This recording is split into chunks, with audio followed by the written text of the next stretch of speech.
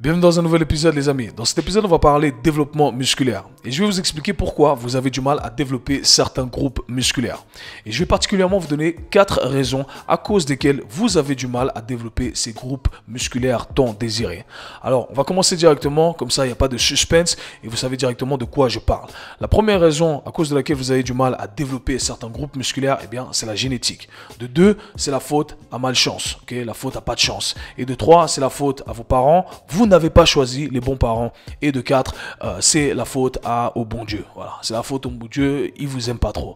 Non, je rigole, vous l'aurez compris. C'est mon côté un peu blagueur, c'est mon côté un peu moqueur, mais il y a un message d'amour et de soutien derrière tout ça. Je sais qu'il y a énormément de gens qui aiment blâmer la génétique et qui se disent, voilà, ça sert à rien que je travaille sur ce groupe musculaire.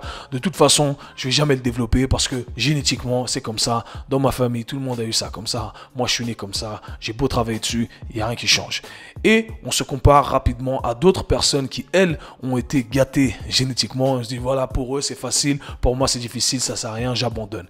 Et je sais qu'on est beaucoup à avoir cette mentalité du tout ou rien. Et je vous invite à vous en débarrasser. Alors, c'est vrai que parfois, on n'a pas été gâté sur certains aspects génétiquement, mais c'est comme ça, c'est la vie, ok? Et c'est très dangereux de se comparer à d'autres sur ces aspects bien précis qui causent un certain mal-être chez nous, que ce soit un mal-être esthétique ou autre, parce que vous avez certains atouts, vous avez certains avantages génétiques que d'autres n'ont pas, ok? Donc encore une fois, l'herbe est toujours plus verte chez son voisin.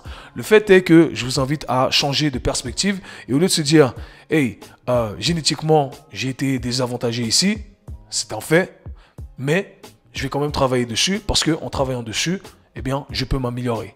Et ça s'applique dans tout, de manière générale, mais du côté esthétique, du côté fitness, musculation, développement athlétique, peu importe sur quoi on décide de travailler, eh bien, on peut s'améliorer. Alors, c'est vrai qu'il y en aura d'autres à côté de nous, dans notre entourage, qui sont déjà nés avec ça. Ben, c'est comme ça, c'est la vie, ok? On ne peut pas choisir ses parents, comme je l'ai dit. On a certains atouts, on a certains désavantages, c'est comme ça. On n'a pas tous été créés de manière égale. Quoi qu'il en soit, en travaillant dessus, on peut s'améliorer. Donc, c'est vraiment un discours que j'aime pas entendre quand les gens disent « Ah, mais c'est la génétique, je vais rien faire. » Non, non, non. Hey, travaille dessus parce que tu vas t'améliorer, ok? Donc, maintenant que le petit message a été passé, je compte sur vous pour utiliser cette mentalité. Si vous écoutez ce podcast, c'est sûrement de toute façon que vous avez cette mentalité et que vous cherchez à devenir meilleur et que vous ne voulez pas constamment blâmer le monde autour de vous et les autres. Du moins, je l'espère. Donc, la première raison à cause de laquelle, selon moi, la plupart des gens ont du mal à développer certains groupes musculaires, eh bien, c'est le fait qu'ils n'y mettent pas assez de fréquence. La fréquence, c'est une des variables de l'entraînement qui est parmi les plus importantes, les plus connues. Pourquoi? Parce que c'est ce qui va donner une adaptation. La fréquence est une des variables clés pour créer de l'adaptation au sein de notre corps. Vous le savez, notre corps répond au stress qu'on lui impose. L'entraînement, c'est un stress. Et plus on le fait de manière fréquente, jusqu'à une certaine limite, on va aborder ça dans un instant, eh bien, on va avoir les adaptations désirées. Et souvent, vous allez entendre les experts dans l'industrie de la santé et du fitness plus précisément vous dire que ce qui va créer l'adaptation, c'est le volume, le nombre de séries, de répétitions totales que vous allez faire dans un entraînement. Okay? Ce qui est partiellement vrai. On ne regarde pas les choses de la bonne façon, mais je ne vais pas m'attarder dessus dans cet épisode-là. Le fait est que je pense qu'on donne beaucoup de nombres arbitraires sur le volume qu'on devrait faire. On essaie de quantifier tout ça. Et je pense que parfois, on excède le volume qu'on devrait faire dans un entraînement même. Et je pense qu'on devrait plutôt séparer ce volume au sein d'un même entraînement et le disperser dans notre semaine de façon à amener ce stress de manière plus fréquente. En d'autres termes, on amène plus de fréquence, on augmente la fréquence de notre entraînement. Donc je parle concrètement ici. Si on cherche à développer ses biceps, je prends beaucoup l'exemple des biceps aujourd'hui, on cherche à développer ses biceps et on se dit ok, pour développer ses biceps il faudrait faire 9 à 15 séries pour ses biceps. Au lieu de faire 9 séries en un jour, le lundi par exemple, ne rien faire le reste de la semaine, je pense qu'on aurait plus d'avantages. Et c'est pas que moi qui le dis, c'est la recherche qui dit ça effectivement également aujourd'hui, en plus de l'évidence empirique qu'on a.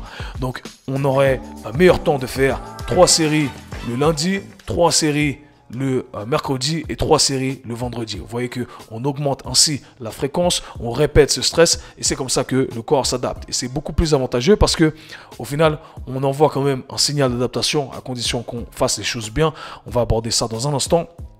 Et aussi, on diminue le risque de vraiment trop s'exposer à ce stress jusqu'au moment où on arrive à ce stade où au final, on n'est pas en train d'en tirer les bénéfices. J'adore utiliser la métaphore du soleil. La métaphore du soleil tout simplement parce que c'est très parlant pour la plupart des gens. Quand on s'expose au soleil, mieux vaut s'exposer tous les jours 1 heure.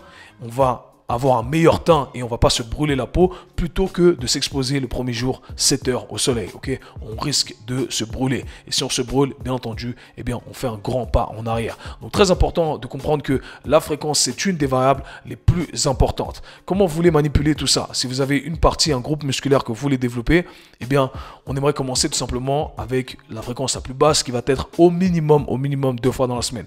Une fois dans la semaine, il faut rien espérer. Ok, vous n'allez rien faire avec une fois dans la semaine selon moi. Donc 2 fois dans la semaine. Ensuite, on essaie de maximiser cette adaptation-là. Donc on regarde comment les choses se passent. Ok, j'ai eu des résultats, mais je vois que maintenant j'atteins un certain stade de stagnation. Ok, maintenant, qu'est-ce que je peux faire? Est-ce que je dois rajouter plus de volume au sein même de ma série? C'est-à-dire que j'ai commencé avec 3 séries le lundi, 3 séries le vendredi. Qu'est-ce que je peux faire? Est-ce que peut-être que 4 séries et 4 séries, ça va me donner des avantages? Comment je me sens? On peut explorer, bien entendu, il n'y a pas de réponse toute faite. Quoi qu'il en soit, je pense que de toute façon, vous aurez meilleur temps de rajouter de la fréquence si votre agenda vous le permet. Vous voyez encore une fois qu'il y a plein de variables externes à manipuler sur lesquelles je ne vais pas m'attarder aujourd'hui. Le lifestyle, etc., c'est très important. Ok, donc là, à ce moment-là, j'ai fait mes deux fois par semaine. Donc c'est la fréquence, 2 fois. Je me dis, ok, j'ai maximisé ça, j'essaie 3 fois. Ok, 3 fois, j'ai maximisé ça, je peux essayer 4 fois. Et c'est de là d'ailleurs que viennent plein de programmes que vous voyez aujourd'hui, Squat Everyday, etc. Parce qu'ils se sont dit, ils ont vu, les gens empiriquement parlant, ont vu qu'en rajoutant plus de fréquences et en diminuant le volume au sein même d'une session, eh bien, ils avaient beaucoup plus de résultats. Beaucoup plus de résultats au niveau de la force, beaucoup plus de résultats au niveau de l'hypertrophie musculaire, donc de la prise de masse musculaire. Donc la fréquence, franchement, c'est le truc à manipuler. Ok, je dirais même que même en gain de force, peu importe, développement athlétique, etc., si vous le faites fréquemment, avec une intensité qui est même un peu plus légère, plus basse, eh bien vous allez avoir énormément de résultats. Donc la fréquence à manipuler à fond. Deuxième raison à cause desquelles vous ne développez pas certains groupes musculaires, eh bien c'est que vous utilisez toujours les mêmes angulations. J'ai fait une vidéo sur les biceps, elle est très parlante, il y a d'autres vidéos qui vont venir sur le sujet dans ce style-là, comme ça va être un peu plus parlant pour vous et vous aurez de quoi vraiment vous projeter dans vos entraînements. Mais le fait est que souvent on va à la salle de sport et on utilise toujours les mêmes exercices qui visent les mêmes angles. Et dans ma vidéo dans les biceps, j'ai expliqué que quand on fait ces biceps, la position classique, quand on est debout, on a l'humérus le long du corps et on fléchit ses bras avec ses haltères. Eh bien, il n'y a qu'une partie du muscle qui est sollicitée vraiment. La partie difficile, la partie qui est challengée par le poids qu'on a choisi, eh bien, ce n'est qu'une seule partie. Mais il y a d'autres parties du muscle qui sont complètement négligées. Par conséquent, on a créé une adaptation au niveau d'une partie uniquement, mais le reste, les autres parties du muscle, tout simplement, ne sont pas stressées. Et qui dit pas stressé, dit pas d'adaptation, pas d'amélioration, pas d'hypertrophie musculaire, etc., etc. Vous l'aurez compris. Donc très important de changer les angulations, changer les effets de levier que vous allez utiliser et comprendre comment vous manipuler dans l'espace afin de pouvoir viser ces différentes parties et créer une harmonie. Très, très, très important. Encore une fois, je vous invite à aller checker ma chaîne YouTube pour ceux qui écoutent le format audio ici parce que j'ai fait plusieurs vidéos qui vont illustrer tout ça, qui sont déjà en ligne, certaines et d'autres qui vont arriver. Vous allez voir, ça va vous donner plein d'indices.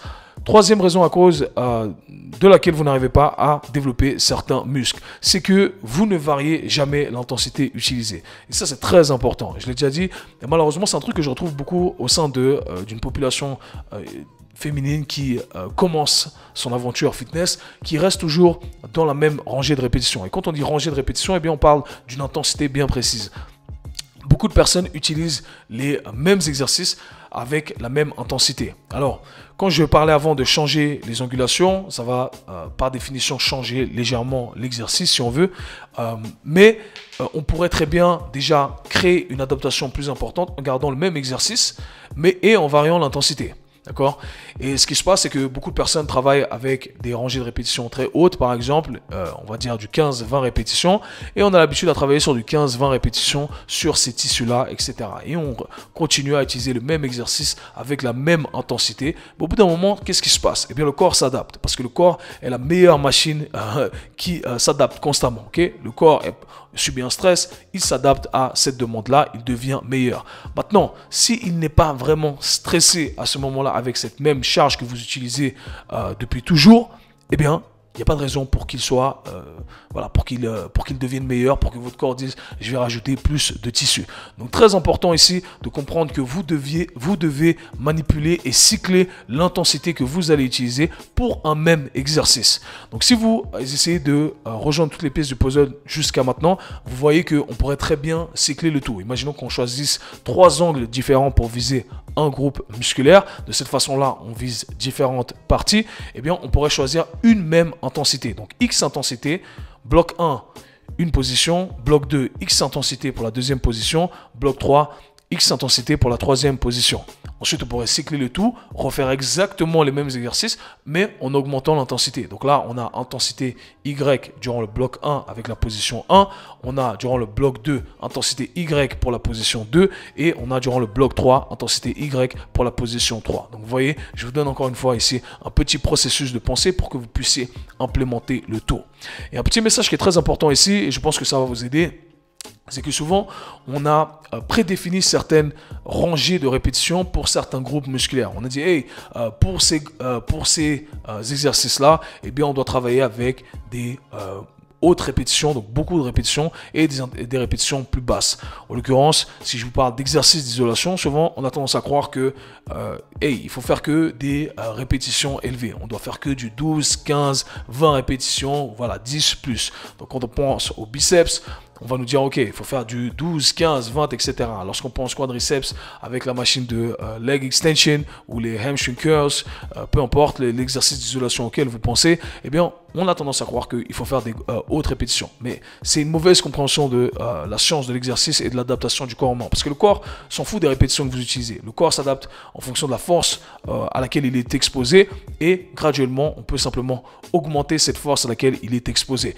Donc, quand on augmente la force à laquelle il est exposé, les répétitions vont descendre et on va créer l'adaptation désirée. Et pour n'importe quel tissu, la même règle s'applique. Donc, si vous pouvez faire du 3 RM, du 3 répétitions maximales sur un back squat, vous pouvez très bien faire du 3 RM sur des curls biceps. Ok, je crois qu'on appelle ça comme ça, les bicep curls, c'est curls biceps en français. J'apprends tous les jours. Donc voilà, autant vous dire que tous les exercices d'isolation, les mêmes règles s'appliquent et je vous invite justement à cycler. Ça m'arrive parfois de chercher à faire simplement un 3 répétitions, 4 répétitions sur un bicep curl. Ça m'arrive de me mettre sur la machine des leg extension et de faire du 3 répétitions, 4 répétitions, 5 répétitions, 6 répétitions max. Ok, ça me permet de varier l'intensité. Et rappelez-vous, le corps, il s'en fout de ces nombres-là.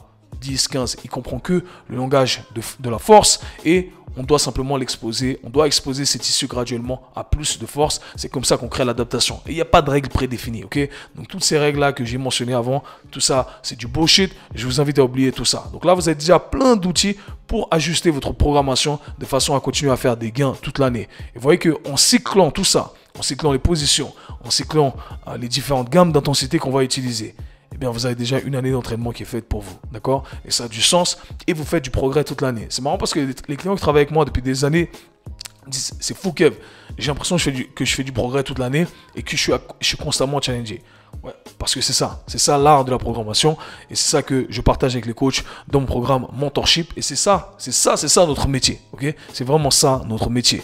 La quatrième raison et la dernière raison que je vais aborder aujourd'hui concernant ce problème de stagnation, pourquoi on n'arrive pas à développer certains muscles. Eh bien, la dernière raison, c'est parce que la plupart des gens ne s'entraînent pas assez dur. You don't train hard enough. Et ça, c'est la vérité, ok? Et quand je dis qu'il faut s'entraîner dur, eh bien, c'est que il faut savoir quand il faut pousser. Il faut savoir quand il faut être smart et quand il ne faut pas aller vraiment à l'échec où on n'en peut plus. Et il y a des fois où, hey, il y a des raisons, on doit pousser son corps à l'échec. Alors quand est-ce qu'il faut y aller, quand est-ce qu'il ne faut pas aller, je pense que ça va être le sujet d'un autre épisode, bien que je l'ai déjà abordé depuis 2 ans, 3 ans bientôt. Ça fait combien de temps que le Kiss Show est là? J'ai déjà abordé ça plusieurs fois. Mais je vais vous donner une règle générale ici très simple. De manière générale, vous allez entendre les gens vous dire qu'il faut garder quelques reps dans le réservoir. J'ai déjà fait un épisode là-dessus, mais je vais essayer d'expliquer le tout ici. Pour que vos tissus s'adaptent, pour que vous puissiez créer de nouveaux tissus, eh bien, on doit simplement envoyer un signal à son corps pour lui dire « Hey, j'ai pas assez de ce truc-là. Je suis pas assez fort à ce truc-là. Par conséquent, tu dois m'en donner plus. » Okay? C'est le message que le corps doit ressentir. Et comment on fait ça? Eh bien, on doit amener ces muscles-là à l'échec. On doit dire « Hey, là, j'ai pas assez de ce truc. » C'est ce signal-là qui va déterminer l'adaptation et la création de nouveaux tissus, de tissus plus robustes. Okay? Donc, très important de comprendre ça. Aller à l'échec n'est pas une option. Quand aller à l'échec, quand ne pas aller à l'échec. Règle très simple que vous pouvez appliquer ici. Il y a d'autres paramètres, encore une fois, on ne va pas s'attarder dessus. Mais le fait est que quand on travaille avec des mouvements polyarticulaires qui sont complexes, je parle des squats ici, je parle des soulevés de terre, eh bien, en général, j'invite les gens à garder 1 à 3 reps dans le réservoir. Pourquoi? Tout simplement parce que ici, on parle de mouvements polyarticulaires et lorsqu'on pense à faire des répétitions pour faire la répétition, en général, il y a les muscles qui vont être dominants. Ce sont les muscles qu'on veut développer en faisant cet exercice. Et bien, dès qu'ils se fatiguent, on pourrait quand même faire une répétition en plus, mais en sollicitant d'autres muscles, et en faisant une compensation. Et c'est lorsqu'on fait ces compensations qu'on se met éventuellement à risque. Donc, si je vous dis par exemple de faire un 6 répétitions au soulevé de terre, vous faites votre soulevé de terre et à la 5e répétition, les ischio-jambiers, les fessiers, etc. sont complètement flingués. Et vous vous dites dans votre tête, je dois absolument faire la 6e répétition. Vous faites la 6e répétition, mais malheureusement, vu que les ischio-jambiers et les fessiers sont complètement flingués, eh bien c'est le bas du dos qui va commencer à lever la charge. Et si le bas du dos n'est pas prêt à soutenir cette charge, eh bien c'est là qu'on se blesse. Bam. Donc, une règle d'or que vous pourriez utiliser, c'est simplement l'échec technique pour les mouvements polyarticulaires. Dès que vous voyez que la technique va se casser, entre guillemets, c'est-à-dire qu'on n'est plus en train de solliciter principalement les muscles qu'on aimerait solliciter, eh bien on se dit j'arrête. Mais sinon, si vous n'êtes pas sûr de cet aspect-là, gardez 2 reps dans le réservoir, 1-2 reps, 1-3 reps dans le réservoir. Ok? Maintenant, c'est pour ça qu'il y a la beauté de ces exercices d'isolation. Lorsqu'on va faire des exercices d'isolation, les bicep curls, les tricep extension, les extensions triceps, les leg extension, etc. Eh bien, le risque ici est relativement bas. En général, on est supporté par une machine, il n'y a qu'une articulation qui bouge, on ne peut pas trop compenser en fonction de la configuration qu'on va utiliser. Eh bien là, il y a un bénéfice assez élevé à aller à l'échec et envoyer le signal qu'on veut envoyer, et le risque de blessure est très bas. Donc là, c'est là qu'on peut pousser à l'échec et c'est là qu'on veut pousser à l'échec. Donc de manière générale, avec moi ou avec mes clients, c'est la recommandation qui est toujours appliquée. Mouvement polyarticulaire, on garde 1 rep dans le réservoir pour les plus avancés. Pour les moins avancés, on garde 2 à 3. Et ensuite, on va à l'échec. Et là, on brûle jusqu'à ce qu'on puisse plus lever, jusqu'à ce qu'on n'arrive plus à faire une répétition, une demi-rep. Avec moi, en général, on se base même sur des quarts de rep. On n'arrive plus à faire une quart de rep en plus. Et là, on a envoyé le signal. Et on a dit à son corps, hey, là, j'ai pas assez. Merci de m'en donner plus. Et là, le corps, il comprend le signal. Autrement, votre corps, s'il n'est pas le challenger, il n'y a pas de raison qu'il devienne meilleur. Rappelez-vous, le stress, ce challenge-là, c'est ce qu'on veut donner à son corps. Donc voilà les amis, ce sont les 4 raisons à cause desquelles vous avez du mal à développer certains groupes musculaires. Il vous suffit tout simplement d'ajuster tout ça. Il vous suffit d'ajuster, en petit résumé, la fréquence, de cycler les intensités que vous allez utiliser, changer les positions pour stresser différentes parties du muscle et entraînez-vous dur. Poussez à l'échec, faites-le de manière smart, comme on l'a expliqué dans cet épisode. J'espère que cet épisode vous aura plu. Si c'est le cas, n'hésitez pas à le partager avec des amis. Ça peut en aider plus d'un, à lâcher un commentaire. Et nous, on se parle et on se voit très bientôt. Peace.